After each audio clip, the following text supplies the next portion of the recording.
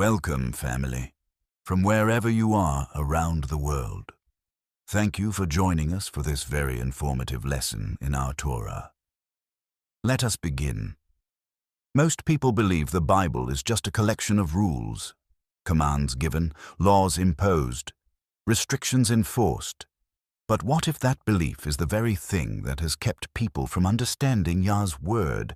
What if the instructions of Scripture were never meant to be read as a flat list, but as a structured system, intentionally designed, layered with purpose, hidden in plain sight throughout the pages of Scripture is a pattern, a code, a divine order, commandments, statutes, and laws?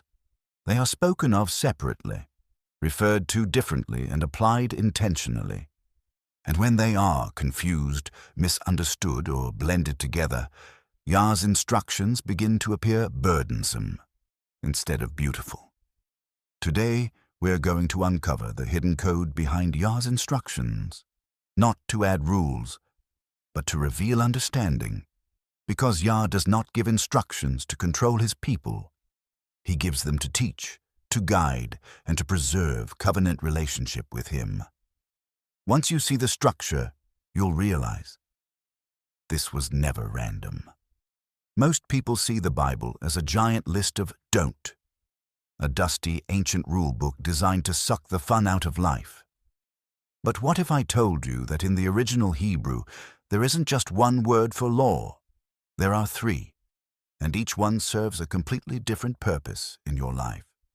Today, we're breaking down the commandments, the statutes, and the laws, and why knowing the difference changes everything.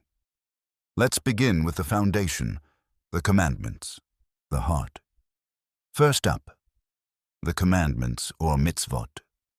Commandments are Yah's foundational moral instructions. They reveal who Yah is and what righteousness looks like. Think of these as the big rules. These are the moral stop signs of life, the non-negotiable like don't steal or honor your parents. You don't need a degree to understand them. They are the essential boundaries that keep us from crashing. Think of the commandments as the foundation. In layman's terms, these are the clear-cut do's and don't. They are the essential moral boundaries that keep a person and a society safe. The analogy is, like the red lights and stop signs on the road. You don't need a deep philosophical reason to follow them. You follow them because they prevent a crashing your car. They are not cultural, they are not temporary, they are unchanging. In Hebrew, this doesn't just mean order. It comes from a root meaning to attach. Think of these as the moral DNA. These are the big ones, like do not murder or honor your parents. They aren't there to restrict you. They are there to connect you to the heart of the Creator. They define what is eternally right and eternally wrong. Without mitzvot, our moral compass has no north. Key characteristics, spoken directly by Yah, written by his own finger, universal and timeless. Govern relationship with Yah and with his people. Example: You shall not murder, you shall not steal, you shall have no other gods before me. Found clearly in Exodus 20 and Deuteronomy chapter 5. Commandments don't change with time. Because our Messiah doesn't change, he is the same yesterday, today, and forever. And in Hebrews 13:8 tells us that Yahawashi HaMashiach is the same yesterday and today and forever. Commandments don't change with time because Yah doesn't change. Next are the statutes, the mystery. Chukim. These are often the how or the why. These are decrees that might not always make logical sense to us, like dietary laws or specific rituals, but they are designed to set us apart and keep us disciplined. Think of these as the identity. In layman's terms, these are instructions that might not make sense to an outsider or even to us at first. They are meant to build discipline and set us apart as a specific community. The statutes, These are like family traditions. Sometimes these rules, like specific rituals or dietary habits, don't seem to make logical sense to outsiders, but their purpose isn't logic. It's identity. They are designed to build discipline and remind you who you belong to. The analogy, like a sports team wearing a specific uniform or an army following a specific drill. The uniform doesn't make you play better, but it identifies who you belong to and builds a shared discipline. Examples: dietary restrictions or specific holiday rituals that seem strange but create a distinct culture. Statutes are specific instructions Yah gave to his people to teach obedience, mark them as set apart, and establish covenant identity. The statutes, or Chukim, these are the ones that make skeptics scratch their heads. These are decrees that have no logical explanation provided. Why couldn't they wear mixed fabrics? Why the specific dietary laws? These are the tests of sovereignty. A chok is a rule you follow simply because you trust the ruler. It's Yah's way of asking, do you trust my wisdom even when you can't see my logic? It's about building a distinct, holy identity that the world can't explain away. Statutes often require action, not just belief. Belief is not enough. It must be demonstrated by your actions. There is an example in Micah 6:8. He has shown you, O man, what is good, and what does Yahweh require of you, but to do justly, to love mercy, and to walk humbly with your Elohim. Here are some key characteristics of statutes. Tied to covenant faithfulness, as seen in Genesis 15 and 17, Yah's covenant with Abraham, promising descendants and land, a promise dependent on Yah's faithfulness. Genesis 17, 1-4. When Abram was 99 years old, Yahweh appeared to Abram and said to him, I am Almighty Elohim. Walk before me and be blameless, and I will make my covenant between me and you, and will multiply you exceedingly. Then Abram fell on his face, and Elohim talked with him, saying, verse 4, As for me, behold, my covenant is with you, and you shall be a father of many nations. Often begin with, This is a statute forever. Appears numerous times in the Torah, primarily in the books of Exodus and Leviticus, referring to various ordinances given to the Israelites. These commands were meant to be lasting for all generations. Statutes teaches how to obey, not just what to obey. Some are conditional on land, priesthood, or temple context, examples of some of the statutes. Sabbath observance. Exodus 28. Remember the Sabbath day to keep it holy. You tell that to the Christian church and let them show you the scripture where we are instructed to keep the first day of the week, Sunday. Yahweh's way ahead of us because the first word he uttered in Exodus 28 is the word remember. Yet there are those who have forgotten the seventh day, the Shabbat. Let us continue what Yah's statutes mean. Deuteronomy 5:33. You shall walk in all the ways which Yahweh, your Elohim, has commanded you, that you may live, and that it may be well with you, and that you may prolong your days in the land which you shall possess. You shall walk in all the ways which Yahweh, your Elohim, has commanded you, deals with how to obey and what to obey, his commandments. Some statutes are conditional regarding land, priesthood, or temple context. Here is an example of a conditional statutes as seen in Deuteronomy 8:1-.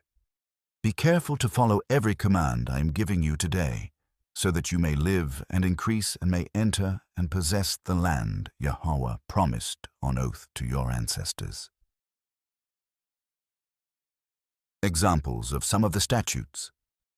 Feast days, Passover, not Easter, but Passover. We have Feast of Weeks, Feast of Tabernacles. Dietary instructions on what is clean and unclean to eat. Ritual purification laws, which can be found in Leviticus's ritual purity. Here are some key areas of purity laws found in the book of Leviticus. Food, Leviticus 11. distinguishes between clean, e.g. chewed cud, split hooves, and unclean animals, requiring separation and not touching carcasses. Childbirth, Leviticus 12:2. If a woman has conceived and borne a male child, then she shall be unclean 7 days. Then there are instructions if the child is female. Leviticus 12:5. But if she bears a female child, then she shall be unclean 2 weeks, as in her customary impurity, and she shall continue in the blood of her purification 66 days. Purity laws continue. Skin diseases and sores, Leviticus 13-14. Detailed procedures for diagnosing, isolating, cleansing, washing, shaving, sacrifices, and declaring those with skin ailments. Bodily discharges, Leviticus 15. Rules for ritual uncleanness from normal bodily functions, semen, menstruation, and abnormal ones, e.g. gonorrhea, requiring washing and sometimes sacrifices. Contact with the dead, Numbers 19. While mostly in the book of Numbers, it's linked. Touching a corpse caused uncleanness for 7 days, requiring purification with ashes of a red heifer. Those were some examples of the statutes. Statutes are there to train Yah's people to live differently, not just visibly, but daily and deliberately. Finally, there are the laws, Torah, Mishpatim. These are the judgments. They are the overarching principles of justice that govern how we treat one another and how society should function. The common sense justice. Think of these as the social contract. Purpose of the laws, judgments, justice, order, and community. Living holiness and distinction.